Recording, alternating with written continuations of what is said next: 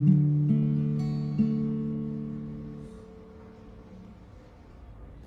Valentine's Day, everyone. Don't worry, I'm going to do part two of the evocation of Bartzebal. But before we go into that, let's talk about love.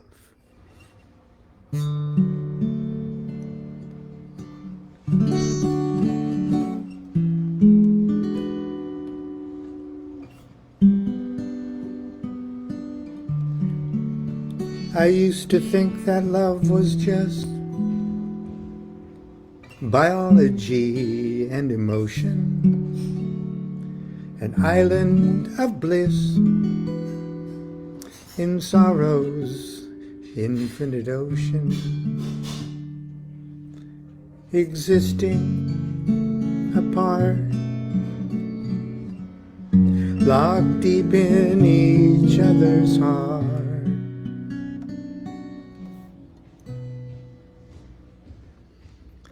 But love is greater than he and she.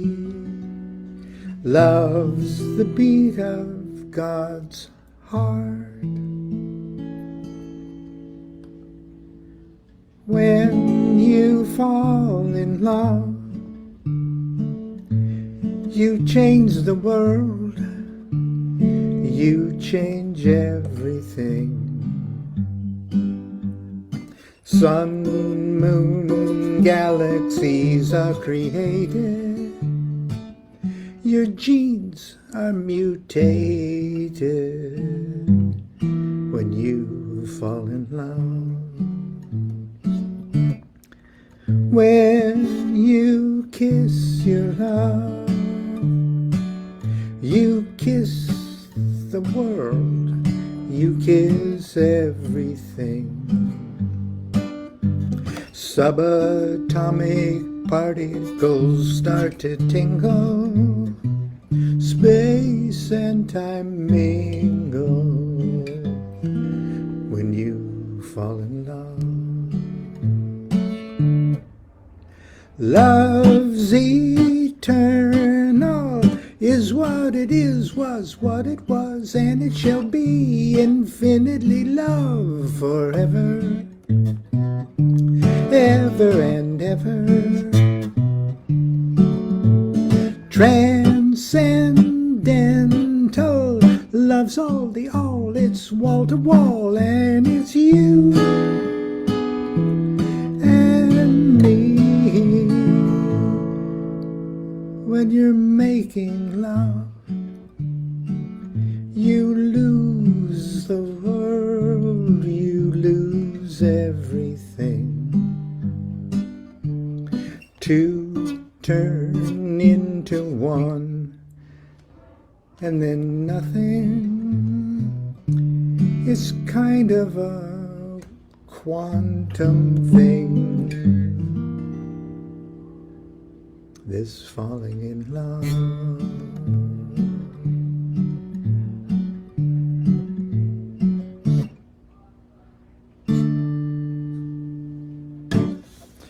Well, that's my Valentine's gift to all of you. Not as sweet as you'd like, I'm sure.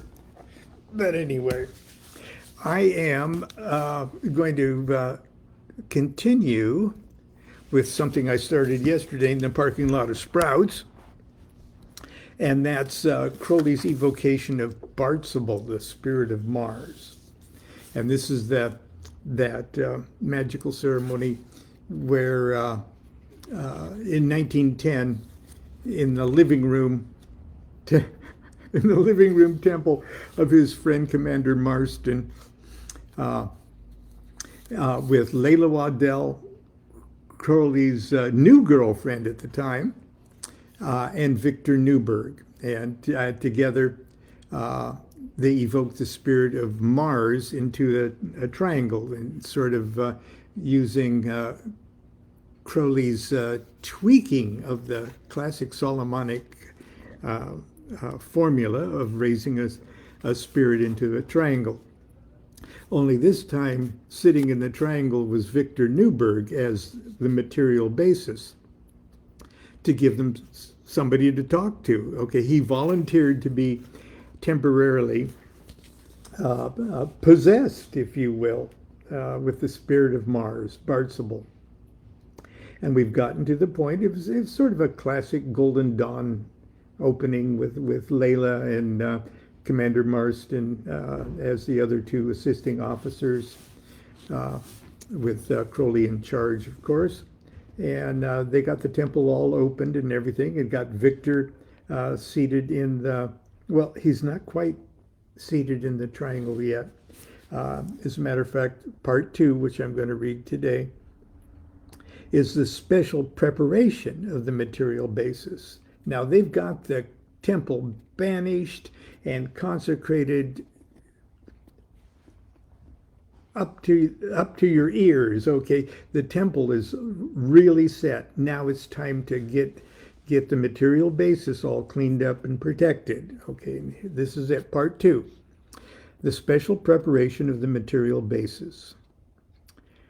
Crowley goes to they're all referred to as chief magus and second magus and third magus and material basis, but I'll identify them by name just to make things a little easier for us to understand. Crowley goes to the apex of the triangle, and the others support him at the base. He takes the cord from the altar. There's all these tools on the altar. Crowley says, Frater O.V., that is Victor Newberg. As thou art blindfolded, save for that light and sight which I can give thee, so do I now bind thee, so that thou mayest be for a space subject to my will and mine alone. He ties Victor's hands and feet. Then he takes the spear from the altar.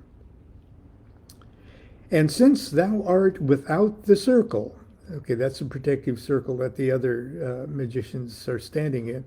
And since thou art without the circle in the place of the triangle, with this spear do I invoke upon thee the protection of Rahur Kuit, so that no force, either of heaven or of earth, or from under the earth, may act upon thee, save only the force that I shall invoke within thee. Balasti Om Peda. So then I begin, armed and exalted in the power of the Most High. Place upon thy head a drop of consecrated oil, so that the ray of Godhead may illumine thee. And I place this holy kiss upon thy neck, so that thy mind may be favorable unto us, open to our words, sensible of the power of our conjuration. And with this burin, that's a gouging tool, do I draw from thy breast 5 drops of blood, so that thy body may be the temple of Mars. Wherefore also I command thee to repeat after me. I submit myself to thee and to this operation. I invoke the powers of Mars to manifest within me. Notice that he allows the material basis to make that voluntary submission. So Victor does that. Crowley places about his neck the lamen of Mars. Okay, it's one of the Solomonic greater key of Solomon lamens of Mars. Then all the magicians return to the circle and face east. So if you're picturing this, everybody's in the circle facing east toward the triangle, but Victor's in the triangle. Crowley says, now, brethren, since we're about to engage in a work of so great danger, it is fitting that we make unto ourselves a fortress of defense, in the name of the Most High Elohim. Soror AM, that's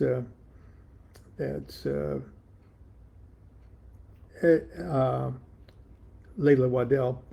I command thee to purify the place with water. Okay, she goes around the circle 3 times and sprinkling it. She's walking widdershins or counterclockwise. Then Crowley says, thus, therefore, first the priest who governeth the works of fire must sprinkle with the waters of the loud resounding sea. So as she's sprinkling, he's doing this thing from Eliphas Levi here.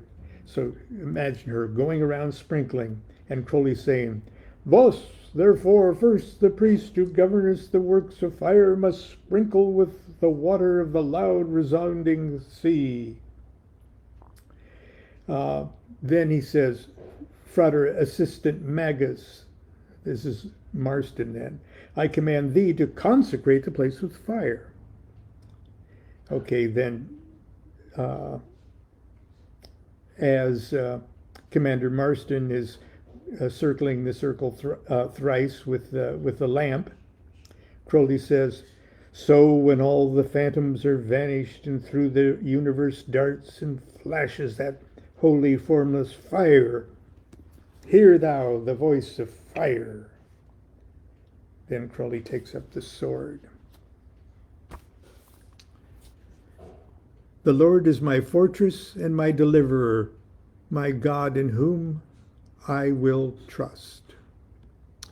I will walk upon the lion and the adder, the young lion and the scorpion. I will tread under my feet. Because he hath set his love upon me, therefore I will deliver him. I will set him on high, because he hath known my name. Then Crowley circumambulates 3 times with widdershins with the sword. Hail unto thee, Rahur Kuwait, who art the Lord of the Aeon.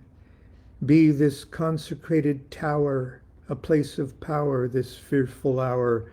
May the names of God that gird us be our sign that he hath heard us.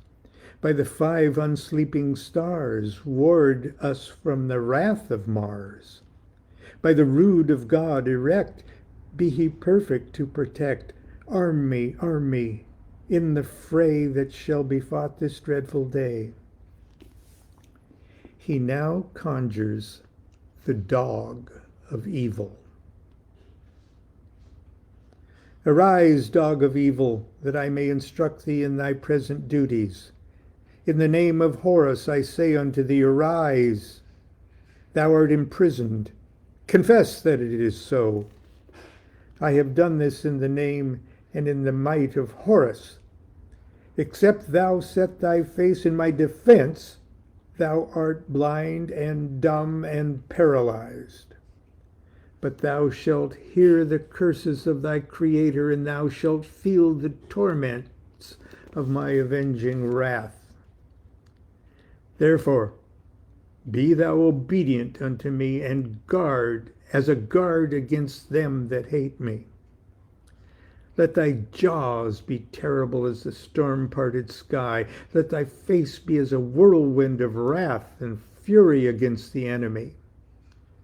Arise, I say, and aid and guard me in this work of art. O thou whose head is of coal-black fire. O thou whose eyes are as columns of smoke and flame, thou from whose nostrils goeth forth the breath of destruction. Thou whose body is of iron and brass, bound with exceeding strength, girt with the power of awful blind avenging force, under my control and mine alone. Thou whose claws are as shafts of whirling steel to rip the very bowels of my adversaries. Thee I summon to mine aid. In the name of Horus, rise, move, appear, and aid and guard me in this work of art. Rise, dog of evil, to guard the abyss of height. Rise, I say, to guard the four quarters, the abyss of the north, the abyss of the south, the abyss of the east, the abyss of the west. Rise, I say, and guard the abyss of the deep. Horse it is that hath given this commandment. Be thou terrible against all them that hate me. Be thou mighty to defend me from the evil ones. As the confines of matter, at the threshold of the invisible, be thou my watcher and my guardian before the face of the dwellers of the abodes of night. As a flaming sword, turning every way to keep the gates of my universe, let thy teeth flash forth. Nothing shall stop thee while thou settest thyself in my defense. In the name of Horus, rise, move and appear. Be thou obedient unto me, for I am the master of the forces of matter. The servant of the same thy God is my name, true worshipper of the highest. Much incense is now burnt, and there is a pause. And tomorrow we'll take up part 3, the particular invocations of the forces of Mars. How's that for a Valentine treat?